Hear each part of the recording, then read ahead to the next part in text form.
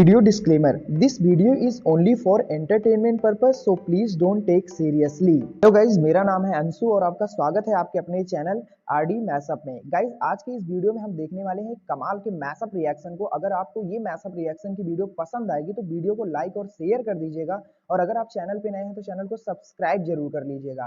Thank you. तो guys आगे की बात हम वीडियो के खत्म होने के बाद करते हैं, तो चलिए इस मैशअप रिएक्शन की कमाल की वीडियो की शुरुआत करते हैं। Hope you will enjoy. देश के बड़े पॉलिटिकल लीडर्स ने एक ऑर्गेनाइजेशन की बहुत तारीफ की। गीता प्रेस का कार्यालय करोड़ों करोड़ लोगों के लिए किसी भी मंदिर से जरा भी कम नहीं। गीता प्रेस भारत की मूल आत्मा को जागृत करने का कार्य करता रहा है। इसके नाम में भी गीता है और इसके काम में भी गीता है। गीता प्रेस को महात्मा गांधी पीस प्राइज जैसे प्रेस्टिजियस अवार्ड से सम्मानित किया गया है, और शायद इसलिए इस ऑर्गेनाइजेशन की भले ही प्राइम मिनिस्टर तारीफ कर रहे हों, लेकिन कुछ लोग ऐसे भी हैं जो इस ऑर्गेनाइजेशन पर बड़े बड़े सवाल खड़े कर रहे हैं। The decision has not gone down well with the Congress party. Gita Press RSS, Hindu Mahasabha, बाद में जनसंघ और उसके बाद बीजेपी के साथ खड़ी पाई। And giving the Gandhi Peace Prize to Gita Press would be like awarding Savarkar and Godse. तो आइए गीता प्रेस की भारत की तरफ अमूल्य कंट्रीब्यूशन के बारे में जानते हैं और इस पब्लिशिंग हाउस से जुड़ी कंट्रोवर्सीज के बारे में भी जानते हैं। हेलो और श्याम शर्मा शो के इस तहखाने में आपका दोबारा स्वागत है। धीरे धीरे स्टूडियो तैयार हो रहा है, तो असुविधा के लिए खेद है, हमारे साथ बने रहें। सॉरी। तो आज के वीडियो की कहानी शुरू होती है उत्तर प्रदेश से, जहां इतिहास का सबसे भीषण युद्ध लड़ा गया था, द बैटल ऑफ बागपत। लेकिन इसी उत्तर प्रदेश के गोरखपुर में 1923 में गीता प्रेस की स्थापना हुई थी। It is the museum, if I may call it, of India's largest Hindu religious publishing house. 29 अप्रैल को 2023 में जय दयाल गोयनका, घनश्याम दास जालन और साथी हनुमान प्रसाद पोद्दार ने इनको मिलके बनाया, इसको स्थापित किया। गीता प्रेस पॉपुलर हिंदू धार्मिक ग्रंथों को पब्लिश करता है, जैसे श्रीमद् भगवद गीता, रामचरितमानस, रामायण, पुराण, हनुमान चालीसा और उपनिषद। गीता प्रेस हर महीने एक मैगजीन भी पब्लिश करता है जिसका नाम है कल्याण। इस मैगजीन में भक्ति, ज्ञान, योगा, धर्म, शांति और सोसाइटी के बारे में आर्टिकल्स होते हैं। कल्याण आज भी अराउंड 2 लाख घरों में पहुंचता है, और इन इंडियन फैमिलीज में जिस तरह से मंदिर जाना एक ट्रेडिशन है, उसी तरह से कल्याण को सब्सक्राइब करना भी एक ट्रेडिशन माना जाता है। गीता प्रेस की ऑफिशियल वेबसाइट के मुताबिक गीता प्रेस ने अब तक ऑलमोस्ट 42 करोड़ बुक्स पब्लिश की हैं, और ये सिर्फ हिंदी में ही नहीं बल्कि 14 अलग भाषाओं में, including Marathi, Gujarati, Odia, Sanskrit, Telugu, Kannada, Nepali, English, Bangla, Tamil, Assamese और मलयालम। एक एवरेज दिन पर गीता प्रेस 70,000 किताबें प्रिंट करती है। इनफैक्ट जब मैं कॉलेज में था तो कॉलेज जाने के पहले मेरे पेरेंट्स ने मुझे गीता प्रेस की एक पॉकेट हनुमान चालीसा गिफ्ट की थी, जो आज तक मेरे पास है। तो जैसा कि मैंने आपको बताया था, गीता प्रेस ने हाल में ही 100 साल कंप्लीट किए हैं, जो कि एक इंडियन, खासकर भारतीय धर्म से जुड़ी हुई पब्लिशिंग हाउस के लिए एक बहुत बड़ी अचीवमेंट है। और गांधी जी का भी हिस्टोरिकली गीता प्रेस से बहुत लगाव था। गीता प्रेस के कई बड़े बड़े ऑफिसर्स की भी गांधी जी से बहुत अच्छी रिलेशनशिप थी। इसीलिए गीता प्रेस को उनके कंट्रीब्यूशन के लिए गांधी पीस प्राइज से सम्मानित किया गया है। गांधी पीस प्राइज को 1995 में क्रिएट किया गया था। ये एक एनुअल प्राइज है जो लोगों और संस्थानों को दिया जाता है जो सामाजिक, इकोनॉमिक और राजनीतिक परिवर्तन करते हैं और गांधीयन प्रिंसिपल्स का इस्तेमाल करते हैं। इस प्राइज को हर साल किसको दिया जाए, ये एक जूरी डिसाइड करती है, जिस जूरी में भारत के प्राइम मिनिस्टर, लोकसभा के लीडर ऑफ ऑपोजिशन, भारत के चीफ जस्टिस, लोकसभा के स्पीकर और एक बड़ी पर्सनालिटी को भी चूज किया जाता है। तो शायद आप पूछ रहे होंगे कि इतना बड़ा, इतना प्रेस्टिजियस अवार्ड गीता प्रेस को क्यों दिया गया। इस प्रिंटिंग प्रेस का तो इवांका ट्रंप से भी कोई लेना देना नहीं है। देखिए, ऐसा है कि हिस्टोरिकली जब भी हमारे देश में इन्वेडर्स आए हैं तो उन्होंने हमारे नॉलेज सिस्टम्स को टारगेट किया है, हमारे कल्चर को डिस्ट्रॉय करने के लिए। उन्होंने लाइब्रेरीज जलाई, उन्होंने हमारे टीचर्स और पंडितों को मारा। जब अंग्रेज आए तो उन्होंने हमारे ट्रेडिशनल गुरुकुल्स को डिस्ट्रॉय किया और इंडियन एजुकेशन को रिप्लेस करके एक वेस्टर्न इंग्लिश लैंग्वेज एजुकेशन को इंडिया में इंस्टॉल किया। अनफॉर्चुनेटली यही ट्रेडिशन हमारी सेक्युलर गवर्नमेंट्स ने भी चालू रखा। प्राइम मिनिस्टर नेहरू, मौलाना अबुल कलाम आजाद और कम्युनिस्ट जैसे कि नूरुल हसन, उनकी लीडरशिप में भारत के धर्म यानी हिंदुइज्म को नीचा दिखाया गया और उसमें सिर्फ नुक्स निकाले गए। लेकिन गीता में कहा है ना, यदा यदा ही धर्मस्य ग्लानिर्भवति भारत, तो भगवान कोई न कोई रूप लेकर धर्म की रक्षा करने के लिए पृथ्वी पर आ जाते हैं। उसी तरह ये प्रिंटिंग प्रेस एक ऐसा ऑर्गेनाइजेशन है जिसने 100 सालों तक अपने ही तरीके से भारतीय धर्म की सुरक्षा की है। देखिए, पिछले 10 सालों में हिंदुत्व मूवमेंट ने, बीजेपी ने, मोदी जी ने हिंदुइज्म को, भारतीय धर्म को रिलेटेबल बनाया है, एक मास अपील दी है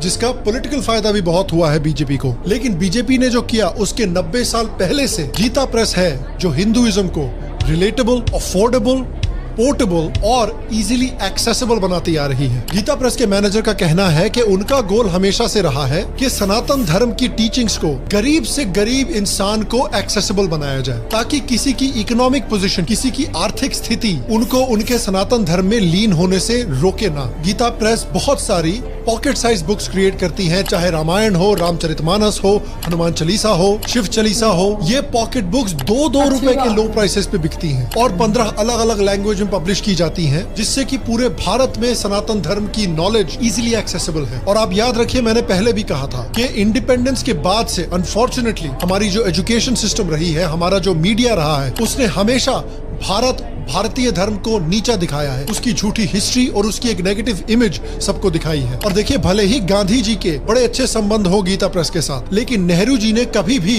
गीता प्रेस को भाव नहीं दिया। इनफैक्ट गांधी जी चाहते थे कि नेहरू जी गीता प्रेस के लिए लिखे, लेकिन नेहरू जी ने सेकुलरिज्म के नाम पे कभी भी कल्याण में आर्टिकल नहीं लिखा। और देखिए, सेकुलरिज्म का सीईओ होने के नाते मैं नेहरू जी की इस बहादुरी को एक सेक्युलर प्रणाम देना चाहता हूँ। नेहरू जी हिंदू कल्चर से ऐसे ही दूर भागते हैं जैसे ऋषभ पंत उर्वशी राउतेला से दूर भागता है। और आप सब जानते ही हैं, और यहाँ पर मैंने वीडियोस भी बनाए हैं जिनको यहाँ पर या यहाँ पर क्लिक करके आप देख सकते हैं, जिसमें मैंने दिखाया है कि कैसे नेहरू जी की लीडरशिप में भारत की एजुकेशन सिस्टम ने हिंदुइज्म को सिर्फ नीचा ही दिखाया है। फॉर एग्जाम्पल, कम्युनिस्ट हिस्टोरियन जिन्होंने दशकों तक हमारे हिस्ट्री के टेक्स्ट बुक्स तैयार किए हैं, जैसे कि रोमिला थापड़, उनका कहना है कि भगवत गीता को तो मौर्य एम्पायर के बाद लिखा गया है, वो तो इतनी रिसेंट किताब है। DN झा जैसे दूसरे मार्क्सिस्ट हिस्टोरियंस तो ये मानते थे कि भगवत गीता एक बहुत गलत तरह की किताब है, जिस किताब को ब्राह्मणों ने इजाद किया है दूसरी जातियों को सिर्फ कंट्रोल करने के लिए। DN झा का मानना है कि इस बुक में कोई विद्या वगैरह नहीं है, ये सिर्फ कास्ट को जस्टिफाई करती है। आपने हाल में ही एक रिपोर्ट भी देखी होगी जो पार्लियामेंट में प्रेजेंट की गई थी, जिसमें दिखाया था कि हमारे NCERT टेक्स्ट बुक्स में अकबर जैसे मुगल रूलर्स को 97 बार मेंशन किया गया है। शाहजहां, औरंगजेब और जहांगीर जैसे मुगल रूलर्स को 30 बार रेफरेंस किया गया है।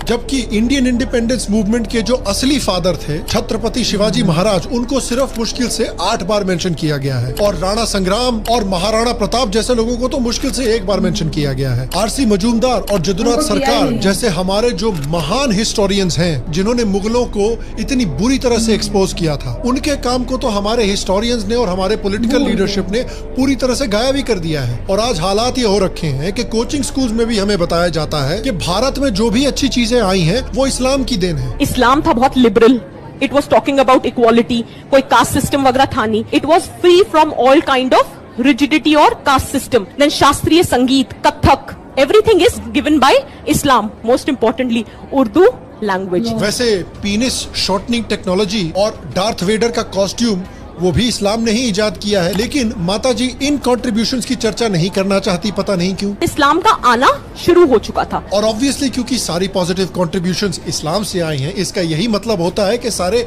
नेगेटिव कंट्रीब्यूशंस हिंदुइज्म से आए हैं भैया। तो जब हमारे देश में भारत के धर्म की तरफ, भारत के कल्चर की तरफ एक इतना नेगेटिव एटमॉस्फेयर क्रिएट किया जा रहा था, उस समय गीता प्रेस ने करोड़ों हिंदुओं को उनका कल्चर, उनकी हिस्ट्री, उनका धर्म, उनका कल्चरल नॉलेज और उनकी इतिहास की खूबसूरती भूलने नहीं दी। चाहे बैंक में काम करने वाले मैनेजर हो या ठेले पे सब्जी बेचने वाले आदमी हो, दोनों के पास गीता प्रेस की इसके साथ हनुमान चालीसा, भगवत गीता, रामायण, इसके अलावा और भी जैसे मैगजीन्स की बात की, ढेर सारी किताबें जो सिर्फ और सिर्फ सनातन धर्म की जो टीचिंग है उसको घर घर तक पहुंचाते, इकोनॉमिकल भी है। और जैसे उन्होंने कहा वीडियो में श्याम शर्मा जी ने कि मेरे पॉकेट में भी एक छोटा सा हनुमान चालीसा है।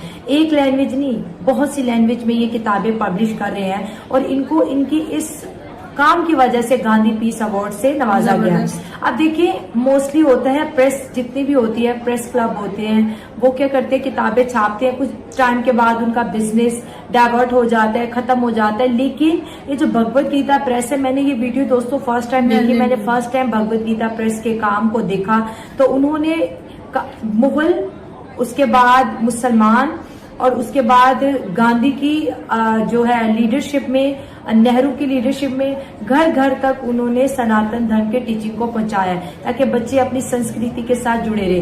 वीडियो में बड़ी अच्छी बात कि अंग्रेज आए, उन्होंने हमारा एजुकेशन सिस्टम बर्बाद कर दिया, उन्होंने हमारे गुरुकुल स्कूलों पर अटैक किया, उन्होंने अंग्रेजी निजाम लेके आए, कास्ट सिस्टम लेके बहुत कुछ लेके आए। अगर मुगल आए, उन्होंने मंदिरों को तबाह किया, जो है हिंदू लाइब्रेरीज को बर्बाद किया। एजुकेशन सिस्टम बर्बाद होगा ना तो तभी मुल्क बर्बाद होगा, आपकी जो नेशनैलिटी है वो बर्बाद हो जाएगी। तो जो भी इन्वेडर्स है उन्होंने सबसे पहले भारत के एजुकेशन सिस्टम को निशाना बनाया। तो उसमें भी अगर सनातन जिंदा है, उसमें भी अगर मंदिर कायम है, उसमें भी आज अगर पंडित हैं, भगवत गीता की टीचिंग चल रही है, हनुमान चालीसा रामायण के स्टूडेंट मौजूद है, तो ये इन लोगों की अनथक मेहनत ही है।